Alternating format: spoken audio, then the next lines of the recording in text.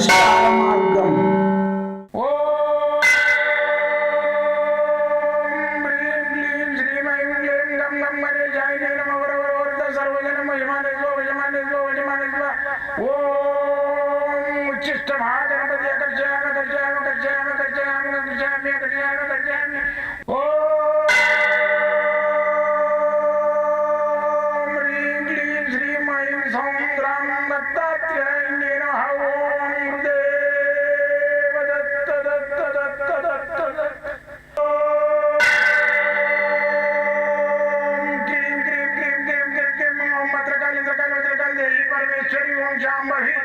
सर्वदिन मोचमाने स्वजमाने स्वजमाने स्वम मत्रकाली मत्रकाली मत्रकाली देवी परमेश्वरी ओम शांभवी अकर्षयामि अकर्षयामि अकर्षयामि अकर्षयामि अकर्षयामि चट चट चट चट चट ज्वाल ज्वाल ज्वाल नरसिंहाय लक्ष्मी नरसिंहाय अकर्षयामि अकर्षयामि अकर्षयामि ओम चट चट चट चट चट चट चट ओम चट चट चट चट चट ओम चट चट चट चट ज्वाल ज्वाल ज्वाल ज्वाल नरसिंहाय लक्ष्मी नरसिंहाय अकर्षयामि अकर्षयामि अकर्षयामि अकर्षयामि अकर्षयामि अकर्षयामि राजाधिराज योगिराज परब्रह्म सद्गुरु सच्चिदानंद साईनाथ महाराज ओम गुरुदेव दत्त दत्त दत्त दत्त दत्त ओम मातृदेवो भव ओम पितृदेवो भव ओम आचार्य देवो भव ओम गुरुदेव दत्त दत्त दत्त दत्त दत्त ओम गुरुदेव दत्त दत्त दत्त दत्त दत्त दत्त. నేను మీ సాయి దత్తానందును మంత్ర తంత్ర యంత్ర రుద్రాక్షర మూలికా శాస్త్రజ్ఞుని. వాస్తు నవరత్నాల మీద యంత్రాల మీద అన్వేషణ చేసుకుంటూ నేను గత 42 సంవత్సరాలుగా దీని మీద ఎన్నో రకాలుగా అన్వేషణ చేస్తున్నా. అయితే నాకు ఈ మంత్రం ఉందా, యంత్రం ఉందా, వాస్తు ఉందా, నవరత్నం ఉందా, మూలికలు ఉన్నాయా, వీటన్నిటి మీద నేను ఏదైతే అన్వేషణ చేస్తున్నానో 100% ఉన్నది. మంత్రం ఉంది, యంత్రం ఉంది, దైవం ఉంది, దయ్యం ఉన్నది. వీటన్నిటి మీద అన్వేషణ చేసిన. ఓసారి ఏమైంది, దయ్యం ఉందా అనే దాని మీద నేను అన్వేషణ చేస్తే మన ఒక ఆమె నేను అక్కడ చిన్న ఊరుండే, ఆ ఊర్లో ఇట్లే తాగితేలు అవి కడుతుంటే అయితే ఒక ఆమెను తీసుకొచ్చారు. ఆమె ఏమంటుంది, నేను ఇక్కడనే మంగళూరులో ఉన్నారు, ఇక్కడ వాళ్ళ ఇంట్లో పెద్ద మనిషి నేను చనిపోయినా ఈమె లోపలికి వచ్చినా నాకు కొన్ని కోరికలు ఉన్నది నెరవేర్చుకోవాలంటుంది. అయితే ఏం కోరికనమ్మా, ఏముంది, నువ్వు ఎందుకు నుంచి వచ్చినావు, ఏం సంగతి అంటే మా కొడుకుని పిలిపిస్తే చెప్తాను. సరే లేదు, నువ్వు 80 రూపాయలది పెట్టినావంట కదా, ఎడబెట్టినావు అది అని అంటే, లే మా కొడుకుని పిలిపిస్తే చెప్తా అంటది. అయితే ఆమెను తీసుకొని వచ్చిన, వాళ్ళని పిలిపిస్తే కొడుకు చెప్పింది, పలాని రూమ్లో పలాని గోడల్లో ఒక బుడ్డి లోపల ఏంటివి రూపాయలు పెట్టినా తీసుకోబిడ్డాను. ఆడిపోయింది పలగొట్టుకునే వరకు మొత్తం 80 రూపాయలు వచ్చినాయి. అయితే ఆమె ఎట్లా చెప్పగలిగింది, వేరే ఊరు ఆమె అంటే ఈ ప్రేతాత్మ అనేది ఆమె లోపల ప్రవేశించి చెప్తున్నది. అయితే నాకు అప్పుడు ఆలోచన వచ్చింది, అరే ఇట్లాంటివి ఉన్నాయా అని చెప్పేసి నేను అలాంటి కేసెస్, అలాంటి ప్రేతాత్మలు వాళ్ళకి ఏంటంటే ప్రేతాత్మను వదిలించాలంటే దానికి మంచి వాసన, మంచి బీజాక్షర మంత్రాలు ఇవి పడాయి.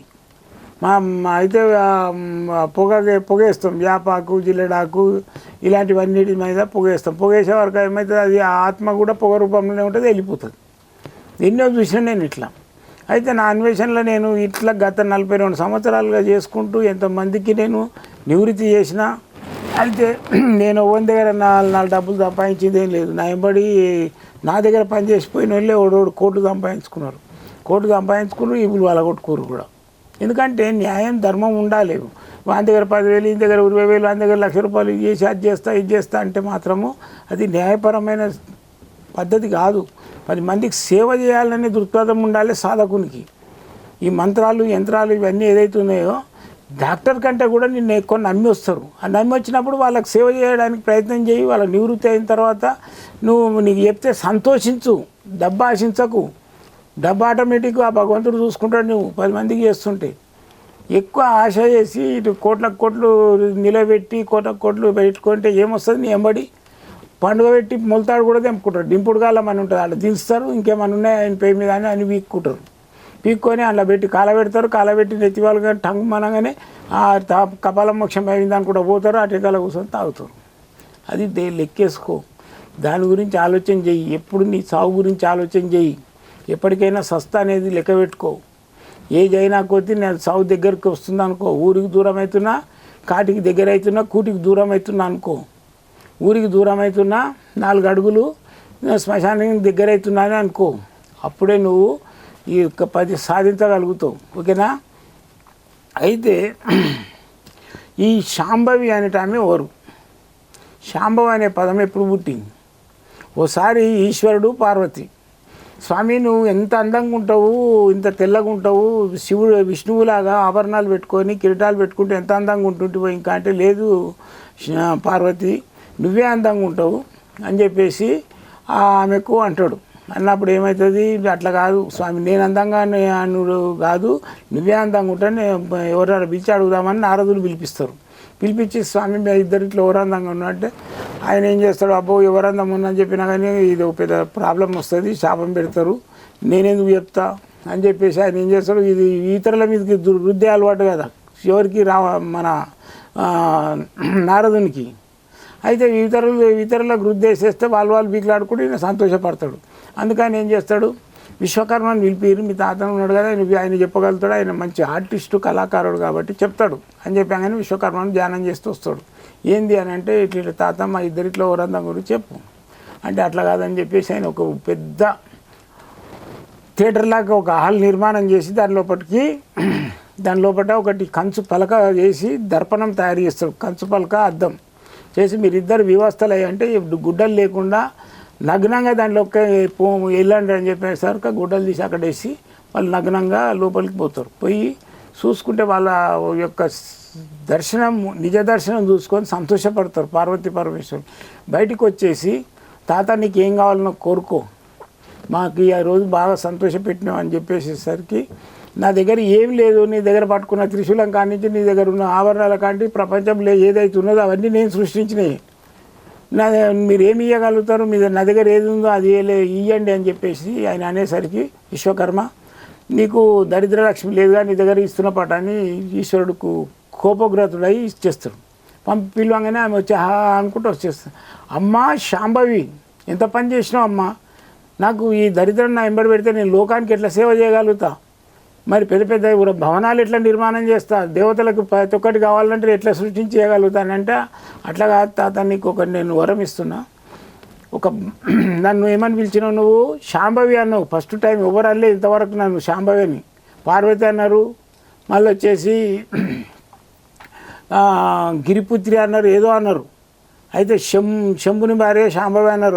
అది ఇప్పుడు నువ్వే ఈ శాంభవి అనే పదవి పలికినావు కాబట్టి నీకు ఒక మంత్రం చెప్తా, చదువుకో, నీ తరతరాలు నీ యొక్క ఈ మంత్రంతో ఎవరైనా చేస్తే వాళ్ళకు ధనానికి కానీ ఆరోగ్యానికి కానీ కోరికలకు కానీ నెరవేరుతాయి అని చేసి ఆ మంత్రం చెప్తుంది. ఆ మంత్రం ఇప్పుడు మీకు చెప్తున్నా. ఓం క్రీం క్రీం క్రీం ఓం శాంభవి సర్వజనమ్మే వశమానే స్వాహ అంటే, తాత నీకు పబ్లిక్ అంతా వశమవుతారు ఈ మంత్రం చదువుకుంటే. ఇదే మంత్రాన్ని మళ్ళీ ఇంకోటి నీకు ధనం లేదనుకో, ఓం క్రీం క్రీం క్రీం ఓం శాంభవి ధనం దేహిమే స్వహ అనుకో, నీకు ధనానికి ఏ లోటు ఉండదు తాత. మళ్ళీ వచ్చేసి ఇంకో మంత్రం కూడా చెప్తున్నా, ఇదే మంత్రం. ఆరోగ్యం బాగాలేదనుకో, ఓం క్రీం క్రీం క్రీం ఓం శాంభవి ఆరోగ్యం దేహిమే స్వహ. ఈ మంత్రాలు చదువుకో తాత, నీకు నీ యొక్క జీన్స్, నీ తరతరాలు, నీ యొక్క ప్రజలకు కూడా ఈ మంత్రాన్ని నువ్వు తెలియజేసినట్టయితే ఎవరికి ఏ లోటు ఉండదని అప్పుడు శాంభవి విశ్వకర్మకు చెప్పింది. అదే మంత్రాన్ని మీకు నేను చెప్తున్నా, మీరు చేసుకోండి, బాగుపడండి, 10 మందికి సేవ చేయండి. జై గురుదత్త.